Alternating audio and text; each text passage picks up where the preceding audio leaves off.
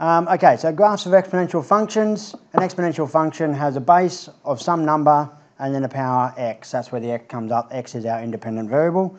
Here's a couple of examples of graphs of exponential functions, but I've changed the base every time. So A is called the base, and in these cases I've changed the base. So I know you probably can't see them too well from where you are, particularly Harvey and Brad perhaps, but this is our general y equals a to the power of x.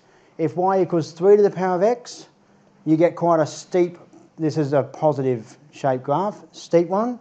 Y equals 2 to the power of x is not quite as steep as y equals 3 to the power of x. You'll notice here that this one passes through 0, 1, so does this one. So does this one here, which we'll talk about in a second. And I've got them all compiled together in a second as well. Y equals 1.2 to the power of x. There's nothing special about 1.2. I've just chosen it because it's smaller than 2. And again, it's just a y equals 2 to the power of x, but a bit flatter. Over here, though, I've gone below 1. Y equals a half to the power of x actually flips the graph around across the vertical axis. So instead of being this way, it's now flipped over, so it's the other way. And y equals 0.2 to the power of x is now the same as y equals 0.5 to the power of x, but it's steeper. And that might, you think, well, this is going down. These ones went down and got flatter. These ones go down and they get steeper, and it's to do with the fact that this is 1 over 2 and that's 1 over 5. It's the 2 to 5 that has the effect.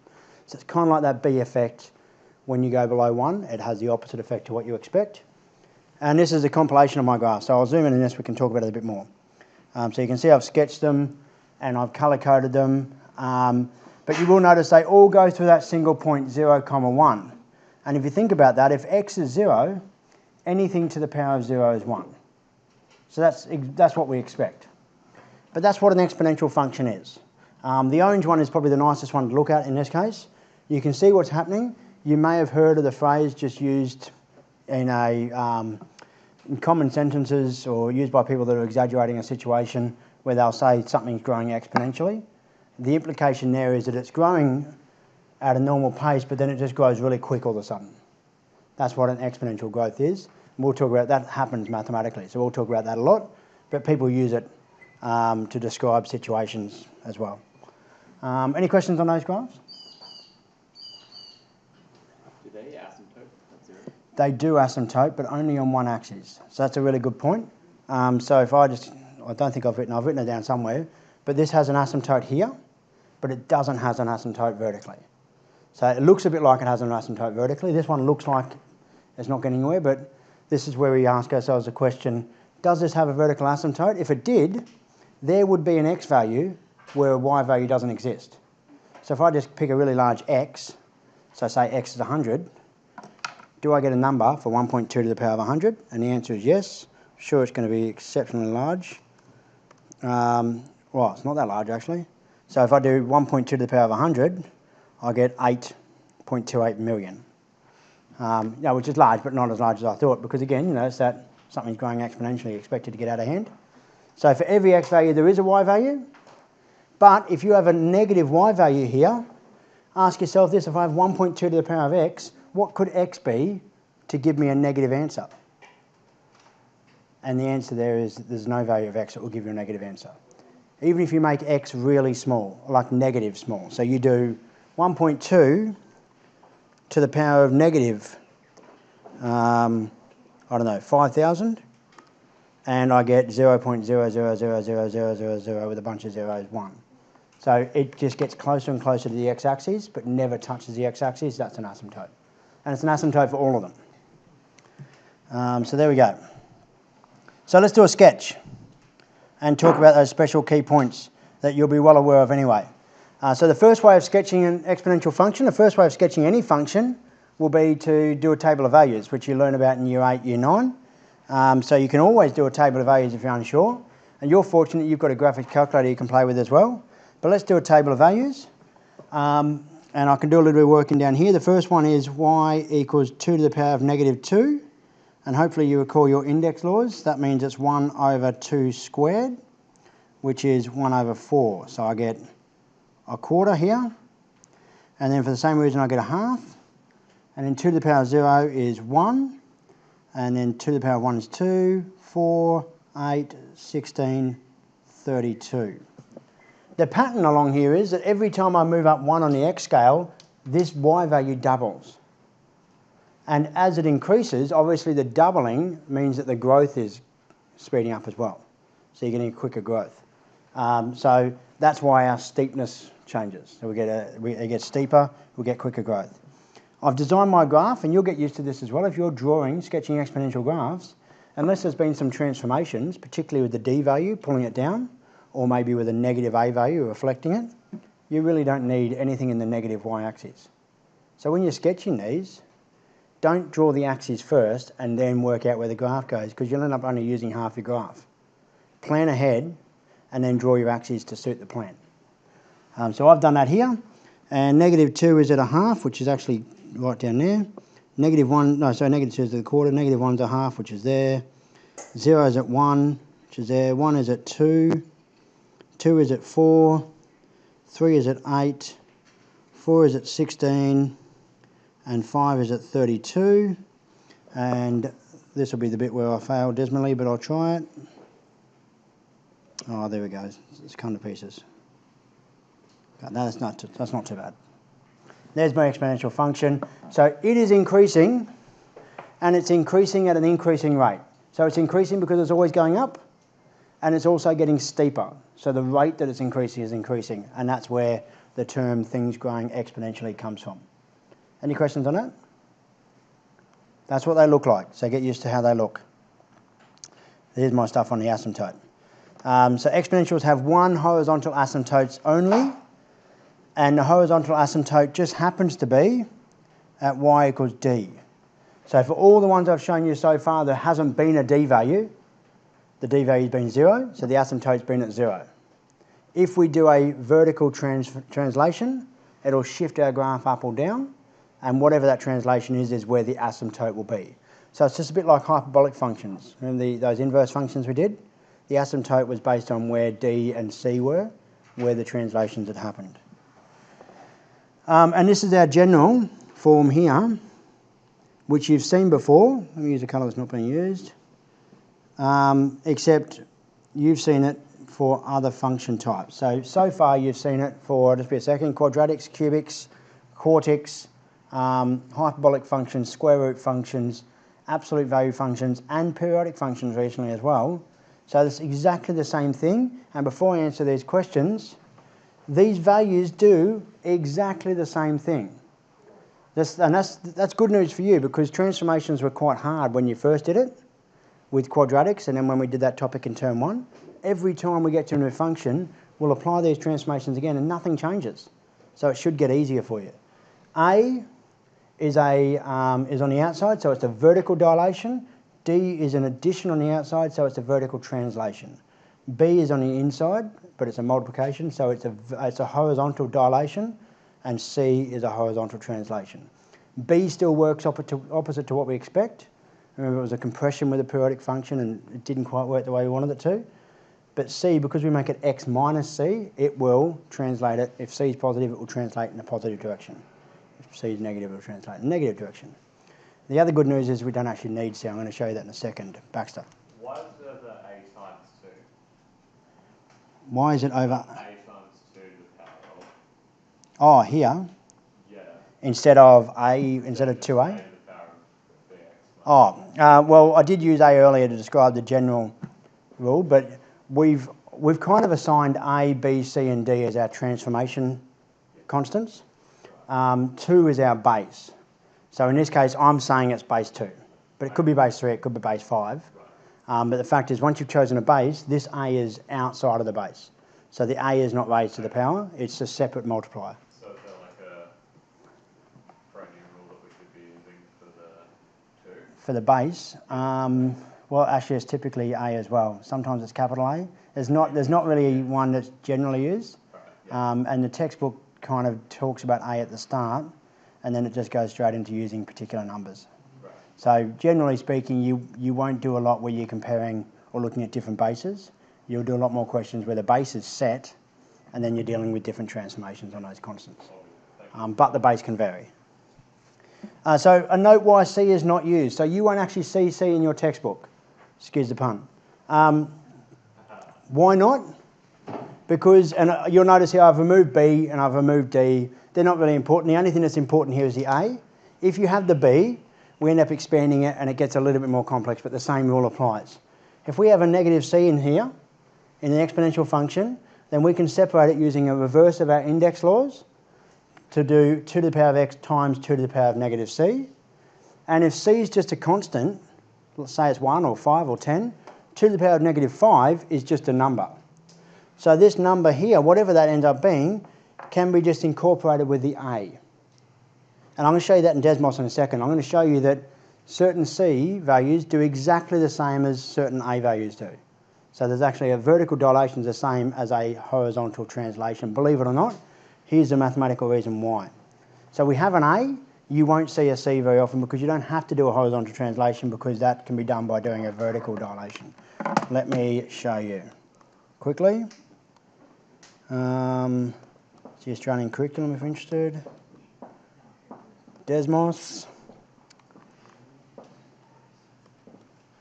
So I'll do a one with a slider for a and c. Y equals a times, we'll do 2 again. 2 seems to be the go-to until you learn about e. X minus c.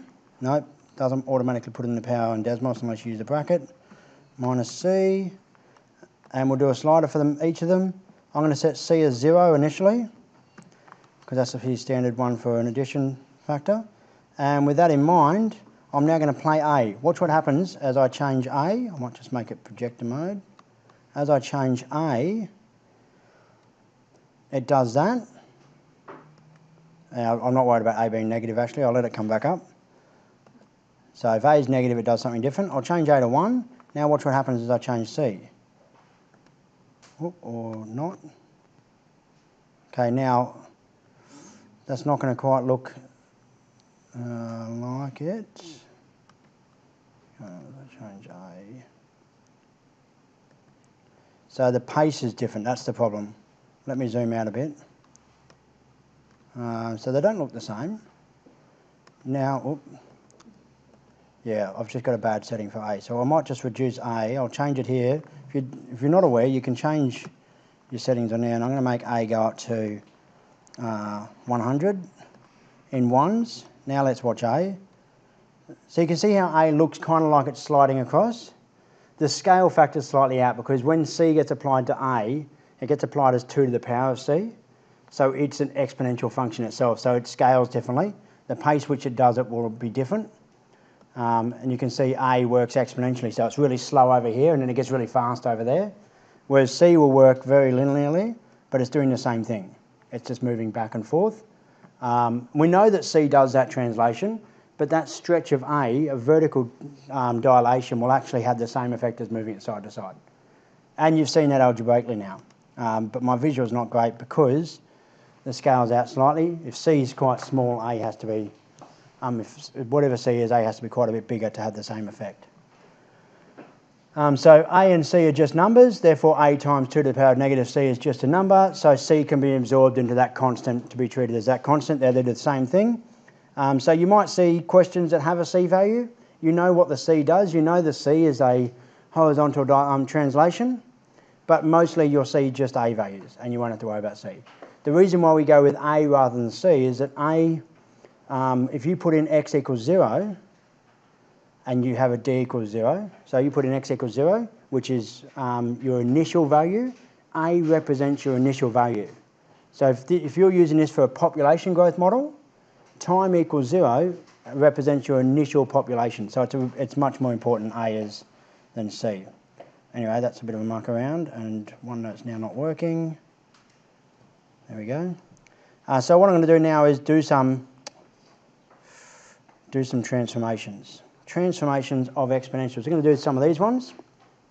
As per Baxter's question earlier, you'll note here that I've used base 2 every time. So the base doesn't matter too much. You've seen how the different bases affect it, but you'll typically be sticking with the same base.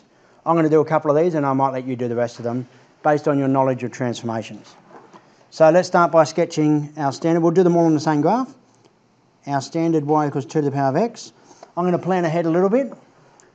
I've said to you earlier that you don't need this negative y-axis. I do know that this one here is going to flip over. So if I'm going to draw them all on the same graph, I'm going to need that negative axis. So I'm going to leave it there. and create a function that looks like this. And we've got x related to y. So y equals 2 to the power of x will pass through 0, 1 and will look like this, as you already know. It grows quite quickly. So that'll be our black one. 0, 1. It also passes through 1, 2. So you don't have to do this, but again, sometimes it helps people to visualise what happens to a certain coordinate. So at x equals 1, we get 2. Y equals 3 times 2 to the power of x will dilate by a factor of 3 away from the x-axis. It's a vertical dilation. So every point, I'll do this one in red, every coordinate will be 3 times bigger. So this will go up to 3. This will now go up to 6, wherever 6 is. And these points will all be 3 times bigger as well. But it will still asymptote at y equals 0. It'll still have that asymptote at the x-axis. It just takes a bit longer to get there. That's y equals 3 to the power of x. 0, 3 is that coordinate now. And this is 1, 6. 3 times 2 to the power of x. 3 times 2 to the power of 1 is 3 times 2, which is 6. Everything's been stretched away from the x-axis by a factor of 3. Y equals 2x plus 1 in orange. This will be the same as y equals 2 to the power of x, but everything has been dilated up 1. So instead of being as stretched, it's now translated up by 1. Every coordinate will move up 1 position. So that goes up 1 position, that goes up 1 position, this goes up 1 position, and it will now look like this. Now you notice that orange one there looks exactly like the black one, without my poor sketching, but generally it looks exactly like the black one, except it's up 1 position. So the orange one now, where's the asymptote for the orange one? At y equals 1. The asymptote's now here. Everything's shifted up, including the asymptote. But with the red one, because it's stretched and the asymptote was at 0, 3 times 0 is still 0, so the asymptote stayed the same. So you've got that difference that you've got to be aware of. I might actually just do the last 2 and then I'll leave you to play around with some. So D, y equals 2 to the power of 2x. That inside 2 value is a horizontal dilation, but you remember that B works opposite to what we expect. So it's actually a horizontal compression by a factor of 2.